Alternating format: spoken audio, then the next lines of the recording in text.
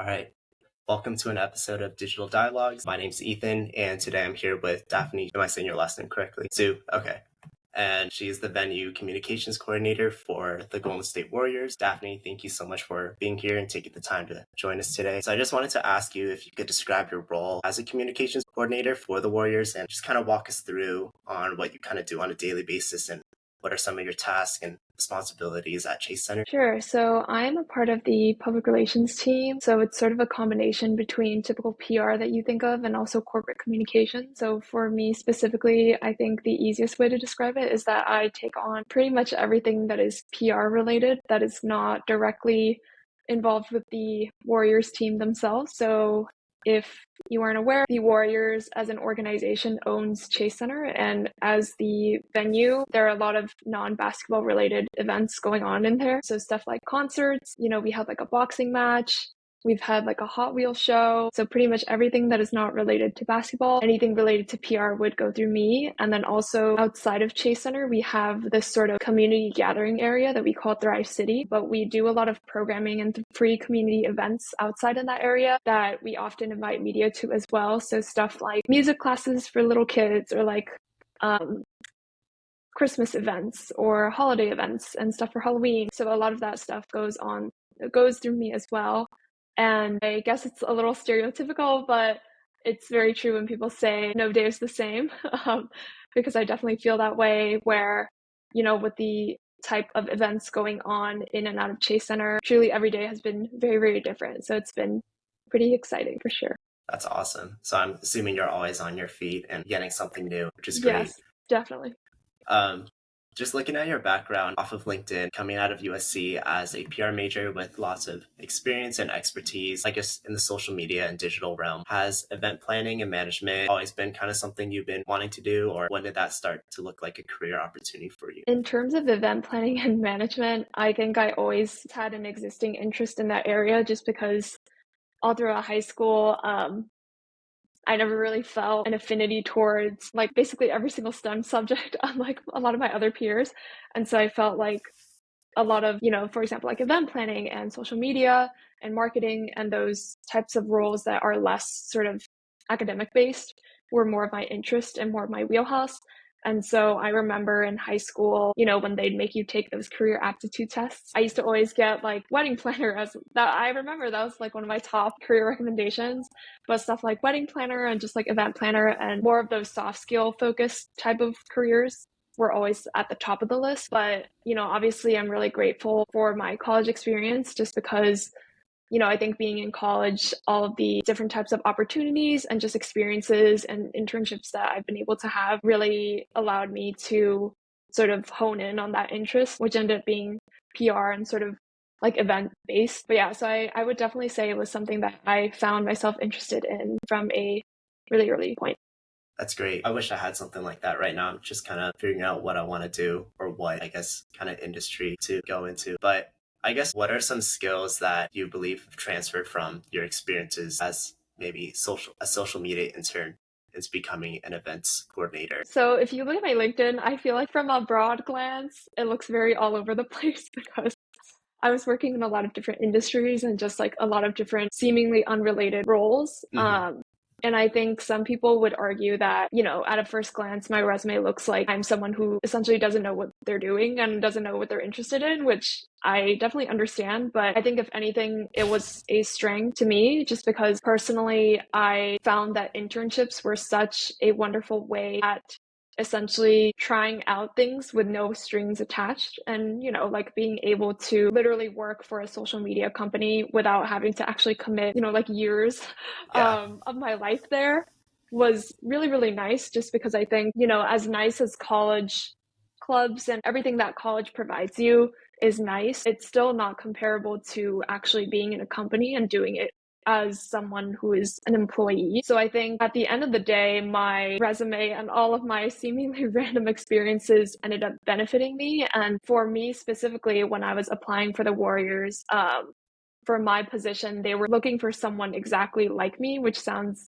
crazy, but they were looking for someone literally who had an interest in sports, but didn't need to be experienced in sports. So literally someone who was like very fluent in PR and communications, but at the same time had a very wide range of experiences across industries, which I happen to literally fulfill every single one of their requirements. So just like the idea of being open and being willing to learn, even if it's an industry that you don't understand, for like a lot of my experiences, I didn't understand sports very much doing any of my experiences. I didn't know anything about the film industry. I didn't have any connections or whatever, but I think it was more of the attitude of, okay, like I don't understand, but I really want to learn and I'm willing to put in the work for it. I think that quality in someone is infinitely more better than, seeing someone who might be super qualified, but isn't willing to put in the work for it. That's great.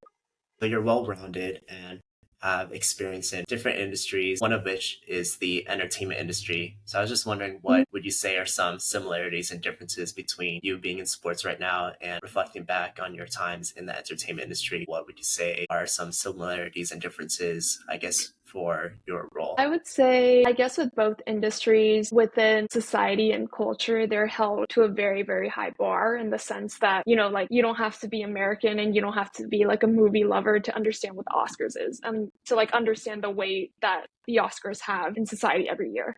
And same for basketball. Like, my immigrant parents do not know anyone in the NBA right now, but if you say like Jeremy Lin or like Kobe Bryant, they know exactly who it is.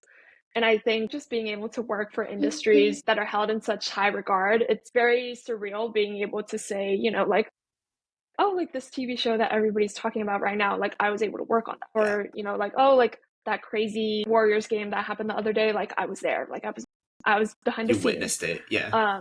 Right, exactly. And I think that was something that I think is very similar. I guess differences, I would say, obviously, I feel like people would disagree with me, but I think at least within the sports community, I think they do a lot of effort in welcoming people who are, disadvantaged, whether financially, economically, or, racially.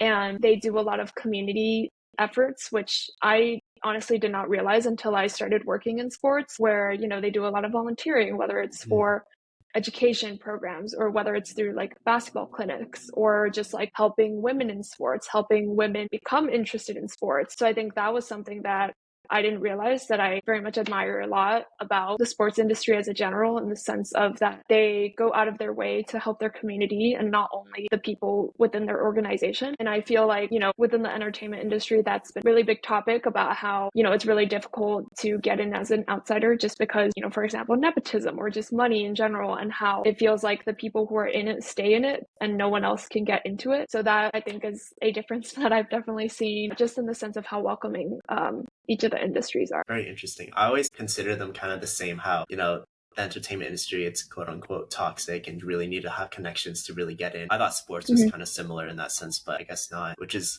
great to hear. I guess my next question is, how often do you use digital media, I guess, for your particular role? And, what are some ways in which you use these digital tools to really strategize and engage with fans, or even just maintain a competitive edge against other competitors? When you say digital media, are you referring to like social media or? Yeah, I guess both. Just anything, any digital tools that you use during your role. I mean, I can only speak on it sort of more from a PR end, just because I know our social teams and marketing teams True.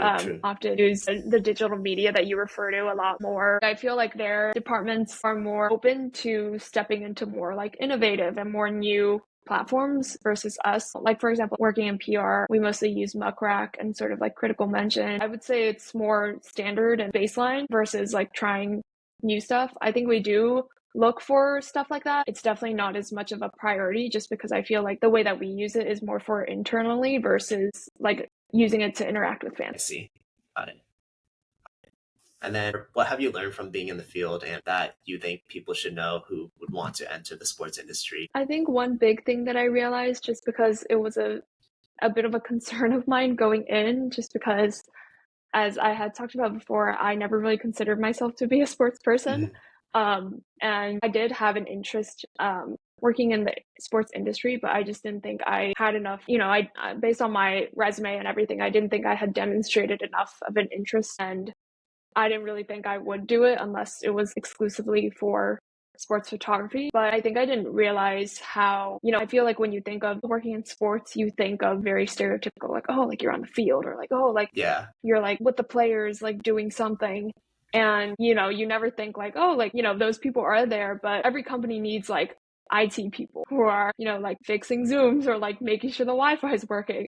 And, like every team also needs like human resource people. Like someone has to be in charge of hiring and like making sure all the employees are happy and, it's like any other satisfied organization. Right. Yeah. So it is like any other organization. And I think the other thing too is that I realized this, especially once I started working, that it's more important to be good at what you do versus having an interest in it. And so when I first started, I was really confused just because I was like, I felt a lot of imposter syndrome just because I was like, I'm meeting all these people and they're like, oh yeah, like I used to work at the Sacramento Kings, or like, oh yeah, like I used to work at like It's the San Jose intimidating. Sharks. Yeah. And like, right. And like all these people were coming from sports teams and had demonstrated their sports background. And it made sense for them to work for the Warriors. While for me, I was like, yeah, like I was interning at Warner Brothers and like working at Kate State, and now I'm here. And so, I think I realized that it doesn't matter that you're a sports person. It doesn't matter if you're a sports fan. Like, I think everybody is always like, oh, like I'm such a big Warriors fan. I would love to work for the team. But at the end of the day, there are so many people who are fans, but if they're looking for someone who is, for example, like in PR, and you're not good at PR, like it's not going to matter if you're a sports fan or not, because they're going to look for someone who is good at PR because that's what the job is. Right. And I think that was sort of like a realization where I was like, oh, like maybe it doesn't matter that I have to like or like be a fan. Not to say that I'm not, but I think that was just something that I realized starting work, that, like it's more important to be good at what you do versus to be like a fan of the organization that you work for. Thank you so much, Daphne, for coming in and speaking on your behalf. Really appreciate it. And yeah.